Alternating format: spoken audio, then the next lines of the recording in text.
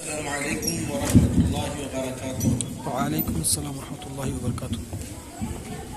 الحمد للہ رب العالمین والصلاة والسلام علی سید الانبیاء والمرسلین وعلی آلہ الطیبین الطاہرین واصحابہ شموس الہدی واقمار الیقین ومن تبعہم بإحسان الی یوم الدین۔ اما بعد فقد قال اللہ تبارک وتعالی فی شأن حبیبہ تشریفا وتکریما ومخبرا وآمرا ان اللہ وملائکتہ یصلون علی النبی یا ایہا الذین آمنوا صلوا علیہ وسلموا تسلیما۔ اللہم صل اللہ علی رب محمد صلی علیہ وسلم ونحن عباد محمد صلی علیہ وسلم۔ اللهم صل على سيدنا محمد وعلى آل سيدنا محمد وبارك وسلم۔ اللهم صل على سيدنا محمد وعلى آل سيدنا محمد وبارك وسلم۔ اما بعد فقد قال الله تبارك وتعالى في القرآن الكريم المجيد فهو أصدق الصادقين قل هل يستوي الذين يعلمون والذين لا يعلمون۔ اما بعد فقد قال معزز ناظرین کرام، اللہ رب العزت کا بے انتہا فضل و کرم ہے کہ اس نے ہمیں سرکار دو عالم نور مجسم صلی اللہ تعالی علیہ وسلم کے امت میں پیدا فرمایا اور ہمیں آپ کا امتی ہونے کا فخر و شرف عطا فرمایا، ساتھ ہی ساتھ اہل سنت و جماعت سے وابستہ کیا۔ ناظرین کرام، میں ہمارے مدرسہ جامعۃ المصطفیٰ کا بے انتہا ممنون و مشکور ہوں کہ انہوں نے مجھے چند باتیں کہنے کی توفیق عطا فرمائی، انہوں نے چند باتیں کہنے کا حکم دیا اور چند باتیں کہنے کا وقت عطا فرمایا۔ میں میرے اساتذہ کرام کا بے حد مشکور ہوں کہ آج انہی کے بدولت ہم اس مقام تک پہنچے ہیں۔ سبحان اللہ۔ اللہ تعالیٰ ان کا فضل اور فیضان ہم پر ہمیشہ جاری و ساری رکھے۔ آمین۔ ناظرین کرام، اللہ تعالیٰ قرآن مجید میں ارشاد فرماتا ہے قل هل يستوي الذين يعلمون والذين لا يعلمون۔ اے محبوب، اے مصطفیٰ، اے پیارے، آپ فرماؤ هل يستوي الذين يعلمون والذين لا يعلمون، کیا وہ شخص، وہ لوگ جو جانتے ہیں اور وہ لوگ جو نہیں جانتے برابر ہو سکتے ہیں؟ تو یہ استفہام انکاریہ ہے، یعنی انکاری، اللہ تعالیٰ انکار کر رہا ہے، انکار کے طور پر سوال کر رہا ہے کہ محبوب یہ بتا دیں کہ جو جانتے ہیں اور جو نہیں جانتے وہ برابر نہیں ہو سکتے ہیں۔ تو یہاں پر غور طلب امر یہ ہے کہ کون سا علم اللہ تعالیٰ یہاں مراد لے رہا ہے، کیونکہ علم تو علم دین بھی ہے، علم دنیا بھی ہے، دنیاوی علوم بھی ہیں اور دینی علوم بھی ہیں۔ یہاں پر اللہ دنیاوی علوم مراد نہیں لے رہا، یہاں پر علم دین مراد ہے، اللہ تعالیٰ کا علم مراد ہے، علم شریعت مراد ہے۔ تو معلوم ہوا کہ جو علم دین حاصل کرتے ہیں وہ جو علم دین حاصل نہیں کرتے، جو دنیاوی علوم میں تو پروان چڑھتے جاتے ہیں، جو دنیاوی علوم میں آگے بڑھتے جاتے ہیں، کوئی ڈاکٹر بن رہا ہے، کوئی انجینئر بن رہا ہے، کوئی آرکیٹیکٹ بن رہا ہے، کوئی کچھ بن رہا ہے، لیکن وہ ہرگز کسی عالم دین کی برابری نہیں کر سکتا، کیونکہ اللہ تعالیٰ فرماتا ہے کہ قل هل يستوي الذين يعلمون والذين لا يعلمون۔ اے محبوب، اے پیارے، آپ فرماؤ کہ جو جانتے ہیں اور جو نہیں جانتے وہ برابر ہو سکتے ہیں؟ تو یہاں پر اللہ انکار کر رہا ہے کہ وہ برابر نہیں ہو سکتے۔ یوں ہی حضور پاک صاحب الاولاق صلی اللہ تعالی علیہ وسلم فرماتے ہیں فضل العالم علی العابد کفضلی علی ادناکم، کہ عالم کی فضیلت عابد پر ایسی ہے جیسے میری فضیلت تمہارے کسی چھوٹے صحابی پر، تمہارے ادنا پر۔ تو یہاں پر حضور صلی اللہ علیہ وسلم اس عابد کو مراد لے رہے ہیں جو علم دین کے ساتھ، جو برابر نمازیں پڑھتا ہے، برابر عبادات کرتا ہے، جو عبادت کرنے کے طریقے سے عبادت بجا لاتا ہے، یعنی نماز کے احکام معلوم ہیں، اس کے فرائض معلوم ہیں، اس کے واجبات معلوم ہیں، اس کے سنن معلوم ہیں، اسی طرح روزہ اور زکوٰۃ اور حج اور دیگر معاملات کا علم رکھتا ہے، جو علم اس پر فرض ہوا اس کا علم وہ رکھتا ہے، اس عابد پر، وہ عبادت گزار پر. اور عالم کی فضیلت ایسی ہے جو علم دین حاصل کرتا ہے، جو ضروریات سے زیادہ علم دین حاصل کرتا ہے، اس کی فضیلت ایسی ہے جیسے میری فضیلت کسی تمہارے ادنا پر، یعنی کسی صحابی پر. جو صحابی ہیں ان میں جو چھوٹے صحابی ہیں ان پر جیسی فضیلت ہے ویسی ہے. صحابی کی فضیلت آپ کو معلوم ہوگی. حضور صلی اللہ علیہ وسلم فرماتے ہیں اصحابی کالنجوم فبأیہم اقتدیتم اہتدیتم. میرے صحابہ ستاروں کی طرح ہیں، جس کسی کی بھی تم اتباع کر لو گے، اقتداء کر لو گے، تم ہدایت پا جاؤ گے. اور صحابہ کے بارے میں حضور فرماتے ہیں لو انفقتم مثل احد ذهبا لما بلغتم مد اصحابی، کہ اگر تم احد پہاڑ کے برابر بھی سونا تم صدقہ کرو تو میرے صحابی، کوئی ایک صحابی ایک مد، ایک چلو بھر جو ہے جو صدقہ کرے تو جتنا اسے ثواب ملے گا اتنا تم اس کے برابر نہیں پہنچ سکتے. یہ صحابہ کرام کی فضیلت ہے. تو حضور جو ہے تشبیہ اس طرح دے رہے ہیں. تو ناظرین کرام، اب یہ بات غور طلب ہے کہ علم دین حاصل کرنے والے کو کیوں اتنی فضیلت. اب یہاں پر بچے ہیں جو حفظ کر رہے ہیں، علماء کرام ہیں. علماء کرام کے لیے تو میری تقریر نہیں ہے، میں جو عوام کے لیے بیان کر رہا ہوں، کیونکہ علماء کرام تو ہمارے سر کے تاج ہیں، ان کے کشف پا جو ہے ہمارے سروں کے تاج ہیں. تو ناظرین کرام، یہ علم دین کے لیے یہ فضیلت کیوں ہے؟ اس لیے کوئی شخص دنیاوی علم حاصل کرتا ہے، کوئی ڈاکٹر بنتا ہے تو اس کی منزل پیشنٹ ہوتی ہے، پیشنٹ ہوتا ہے.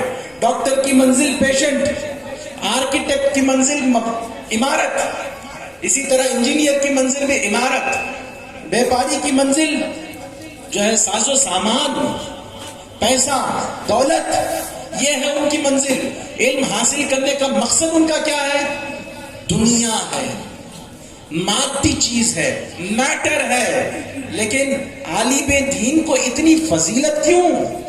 کیونکہ وہ علم حاصل کرتا ہے اللہ کے لیے. سبحان اللہ. علم حاصل کرتا ہے اللہ کی رضا کے لیے، علم حاصل کرتا ہے اللہ کو پانے کے لیے. ناظرین کرام، یہ تمام علوم کسی مخلوق کی طرف پہنچاتی ہیں، لیکن علم دین خالق کی طرف پہنچاتا ہے. اللہ تبارک و تعالیٰ سے موت ملا دیتا ہے، اللہ تک پہنچاتا ہے. ناظرین کرام، عبادت گزار عابد عبادت کرتا ہے تو وہ جو ہے جنت کی طرف جاتا ہے، وہ بھی مخلوق ہے. لیکن جب عالم علم دین حاصل کرتا ہے تو وہ اللہ تعالیٰ کے علم سے متصف ہوتا ہے، وہ اللہ تعالیٰ کا علم اس میں آتا ہے اور اللہ سے مل جاتا ہے. اس لیے اس کی فضیلت دیگر لوگوں پر بلند و بالا ہے. ناظرین کرام، حدیث شریف میں آیا، حضور اکرم نور مجسم صلی اللہ تعالی علیہ وسلم نے فرمایا من سلک طریقا یطلب فیہ علما سلک اللہ بہ الی الجنہ. جو علم دین حاصل کرنے کے لیے راستہ طے کرتا ہے تو اللہ تعالیٰ اس کے ساتھ جو ہے جنت کی طرف جاتا ہے. یعنی اللہ کی رحمتوں میں وہ نہاتے ہوئے، وہ رحمت کی بارشوں میں وہ بھیگتے ہوئے، جھومتے ہوئے جنت کی طرف جاتا ہے. یہ علماء کرام جو علم دین حاصل کر رہے ہیں، حقیقت میں وہ اللہ کی رحمتوں میں جھومتے ہوئے جنت کے راستے طے کر رہے ہیں. ناظرین کرام، اسی حدیث میں حضور اکرم نور مجسم صلی اللہ علیہ وسلم فرماتے ہیں کہ ان الملائکۃ لتضع اجنحتها رضا لطالب العلم. بے شک ملائکہ اپنی پریں جو ہے بچھاتے ہیں طالب علم کی رضامندی کے لیے. کسی شخص نے کہا کہ پوچھا گیا کہ آپ کیا پڑھتے ہیں، کیا کرتے ہیں؟ میں نے کہا کہ میں عالم ہوں. تو اس نے کہا کہ ڈاکٹر ہوتے تو بڑی بات تھی. تو میں نے بتایا کہ آپ جو جن ڈاکٹروں پر فخر کرتے ہیں، جن مالداروں پر، جن دنیاوی عصری علوم حاصل کرنے والوں پر فخر کرتے ہیں، حقیقت میں اللہ تعالیٰ نے اس علم کی بدولت انہیں ہمارے نیچے بٹھاتا ہے، ہماری دستپوسی کے لیے کھڑا کرتا ہے. کیوں نہ ہو جبکہ نوری مخلوق کو اللہ تعالیٰ پرے بچھانے کے لیے مصطفیٰ کریم صلی اللہ علیہ وسلم کے علماء کے لیے پر بچھانے پر مامور کر رہا ہے، تو یہ دنیاوی لوگ کیا چیز ہے؟ ناظرین کرام، حضور فرماتے ہیں آپ دیکھیں گے کوئی منسٹر آتا ہے تو کتنی دور آپ کو جو ہے وہ ریڈ کارپیٹ بچھایا جائے گا، کوئی دنیاوی آدمی آتا ہے، کوئی بادشاہ آتا ہے تو کتنی دور، 10 میٹر 20 میٹر 30 میٹر سے زیادہ نہیں۔ لیکن عالم دین جب علم دین حاصل کرنے کے لیے کوئی یو پی سے آ رہا ہے، کوئی مدراس سے آ رہا ہے، کوئی کرناٹک سے آ رہا ہے، کوئی کہاں سے آ رہا ہے، جتنی دور وہ راستہ طے کر رہا ہے، ملائکہ اپنے معصوم ملائکہ جن سے کوئی گناہ سرزد نہیں ہوتا، وہ اپنے پرے بچھا رہے ہیں، ان کے پیروں پر وہ قدم رکھتے ہوئے آگے بڑھتا ہوا آ رہا ہے۔ یہ فضیلت ہے عالم دین کی، ہمیں علم دین حاصل کرنا چاہیے۔ بزرگان دین، ناظرین کرام، یہ علم دین، لوگ سوچتے ہیں کہ علم دین حاصل کریں گے تو پیسہ کہاں سے آئے گا، پیسہ کہاں سے آئے گا؟ پیسے کی کوئی ڈر نہیں، پیسے کے بارے میں فکر نہیں کرنا چاہیے۔ ہمارے اور آپ کے امام اعظم ابو حنیفہ رضی اللہ تعالیٰ عنہ روایت کرتے ہیں حضرت عبداللہ بن حارث رضی اللہ تعالیٰ عنہ کے سے کہ حضور اکرم نور مجسم صلی اللہ تعالیٰ علیہ وسلم نے فرمایا، من تفقہ فی دین اللہ کفاہ اللہ ہمہ ورزقہ من حیث لا یحتسب۔ من تفقہ فی دین اللہ کفاہ اللہ ہمہ ورزقہ من حیث لا یحتسب۔ جو اللہ کے دین کا علم حاصل کرتا ہے، تفقہ فی الدین حاصل کرتا ہے، تو کفاہ اللہ ہمہ، اللہ اس کے فکروں کے لیے کافی ہو جاتا ہے، سبحان اللہ، رزقہ من حیث لا یحتسب، اور اسے اس راہ سے رزق دیتا ہے جہاں سے وہ گمان تک نہیں کرتا۔ یہ علماء کرام کے لیے ایک نوید مسرت ہے، ایک خوشخبری ہے کہ ان کو جو ہے فکر کرنے کی ضرورت نہیں، آپ کی ضرورت پوری ہونی ہے، آپ کا جو ہے ٹینشن دور ہونا ہے تو علم دین حاصل کریں۔ آپ کو کوئی پریشانی لاحق ہو جائے، بیٹھ کر علم دین حاصل کریں، آپ ایک بات پڑھ لیں، آپ کا یہ حدیث کو ذہن میں رکھتے ہوئے پڑھ لیں، انشاءاللہ آپ کا معاملہ حل ہو جائے گا۔ حاضرین کرام، یہ میں علماء کرام سے اور مفتیان کرام سے ایک ناچیز، ایک حقیر جو میرے دل میں ایک بات آ رہی ہے، اس کو میں کہنا چاہتا ہوں کہ ہمیں دولت کی فکر نہیں کرنی چاہیے، اس لیے ہمیں جو ہے فتویٰ دینے میں دولت مندوں کا لحاظ نہیں کرنا چاہیے، بلکہ اللہ تعالیٰ اور اس کے محبوب صلی اللہ علیہ وسلم کی رضامندی کو جو ہے پیش نظر رکھنا چاہیے، اور ان کو راضی کرنے کے لیے جو حق ہے وہ فتویٰ دینا چاہیے۔ ناظرین کرام، حقیقت میں جو یہ علم دین ہے، یہ فقہ حنفی ہے، یہ جو ہے مدح مصطفیٰ ہے، حضور صلی اللہ علیہ وسلم کی تعریف ہے، حضور صلی اللہ علیہ وسلم کی تعریف ہے، پورے کے پورے فقہ حنفی حضور کی تعریف ہے، یہ نعت مصطفیٰ ہے صلی اللہ علیہ وسلم۔ یہ میں نہیں کہتا، یہ آپ کے اور ہمارے امام اعظم ابو حنیفہ رضی اللہ تعالیٰ عنہ فرماتے ہیں، یا رسول اللہ اذا سکت ففیک سمتی کلہ واذا نطقت فمادحا علیاک۔ یا رسول اللہ اذا سکت ففیک سمتی کلہ واذا نطقت فمادحا علیاک۔ پھر فرماتے ہیں کہ واذا سمعت عنک قولا طیبا فما ارى الا سواک۔ ناظرین کرام، کہ امام اعظم ابو حنیفہ رضی اللہ تعالیٰ عنہ فرماتے ہیں، اذا سکت ففیک سمتی کلہ، یا رسول اللہ جب میں چپ رہتا ہوں، جب میں خاموش رہتا ہوں، جب میں چپ اور خاموش رہتا ہوں تو آپ ہی کے بارے میں سوچتا ہوں، آپ ہی کے بارے میں خیال کرتا ہوں۔ آپ کو معلوم ہے کہ امام شافعی رضی اللہ تعالیٰ عنہ ایک مرتبہ امام اعظم ابو حنیفہ رضی اللہ تعالیٰ عنہ کے شاگرد رشید حضرت امام محمد بن حسن شیبانی رحمۃ اللہ علیہ کے پاس مہمان بن کر آئے، تو امام محمد رحمۃ اللہ علیہ جو ہے سونے کے لیے لیٹ گئے، اور امام شافعی رضی اللہ تعالیٰ عنہ ساری رات عبادت کرتے رہے۔ تو امام جب فجر کا وقت ہوا تو امام شافعی رضی اللہ تعالیٰ عنہ نماز کے لیے کھڑے ہو گئے، اور امام اعظم رضی اللہ تعالیٰ کے شاگرد حضرت امام محمد رحمۃ اللہ علیہ وہ بھی کھڑ کر نماز پڑھنے کے لیے کھڑے ہو گئے، یعنی فجر کی سنتیں۔ جب سنت ادا کر لیے تو امام شافعی رضی اللہ تعالیٰ عنہ آپ سے دریافت کیے، حضور آپ تو سو رہے تھے، سو جاتے ہیں تو وضو تو ٹوٹ جاتا ہے، آپ بنا وضو کے نماز پڑھ رہے ہیں، کیا بات ہے؟ یہ میری سمجھ میں نہیں آئی۔ تو آپ نے فرمایا کہ میں رات بھر نہیں سویا، رات بھر میں 1000 مسائل کا استنباط کیا، 1000 مسائل کو جو ہے میں نے استنباط کیا، میں سویا نہیں، میری فکر میری سوچ مسائل پر تھی، غور پر تھی۔ جب شاگرد کا عالم یہ ہے تو استاد کا عالم کیا ہوگا؟ تو امام اعظم رضی اللہ عنہ فرماتے ہیں اذا سکتت ففیک سمتی کلہ، جب میں چپ رہتا ہوں تو آپ ہی کے بارے میں سوچتا ہوں۔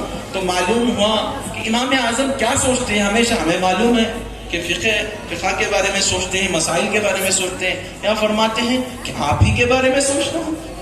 پھر فرماتے ہیں وَإِذَا نَطَقْتُ فَمَادِحًا عُلْيَاكَ، اے حضور صلی اللہ علیہ وسلم جب میں کچھ بولتا ہوں تو آپ کی تعریف بیان کرتا ہوں۔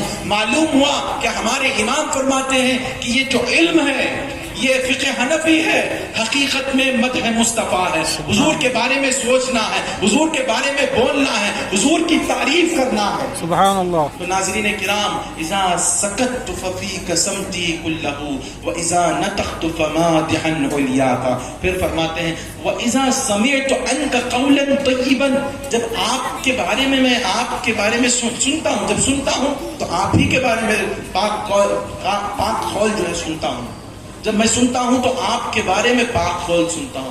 وَإِذَا نَظَرْتُ فَمَا أَرَى إِلَّاكَ، جب میں دیکھتا ہوں تو آپ کے سوا کچھ نہیں دیکھتا۔ یہ فقہ حنفی کی جو کتابیں ہیں جب وہ دیکھتے ہیں تو وہ حضور کی ہوئی دیکھتے ہیں، یہ اس کو دیکھنا حقیقت میں مصطفیٰ کریم صلی اللہ علیہ وسلم کو دیکھنا ہے۔ یہ فقہ حنفی حاصل کرنا، اس پر عمل کرنا حضور کو راضی کرنے والا کام ہے، یہ حقیقت میں مدح مصطفیٰ ہے۔ ناظرین کرام، جب اس کو پڑھنے لگو تو یہ سوچ کے پڑھو کہ حضور کی تعریف ہے، حضور کی نعت ہے، حضور کی مدح ہے، حضور کو خوش کرنے کے لیے پڑھو۔ اللہ تعالیٰ جو ہے ہمیں بلند فرمائے گا اور ہمیں راہ راست پر رکھے گا۔ میں اللہ تعالیٰ سے دعا کروں کہ اللہ تعالیٰ ہمیں علم دین سیکھنے اور عمل کرنے کی توفیق عطا فرمائے اور ہمیں اہل سنت و جماعت پر تا دم اخیر رکھے اور ہمیں راست کو بنائے۔ آمین وآخر دعوانا ان الحمد للہ رب العالمین۔ السلام علیکم ورحمۃ اللہ وبرکاتہ۔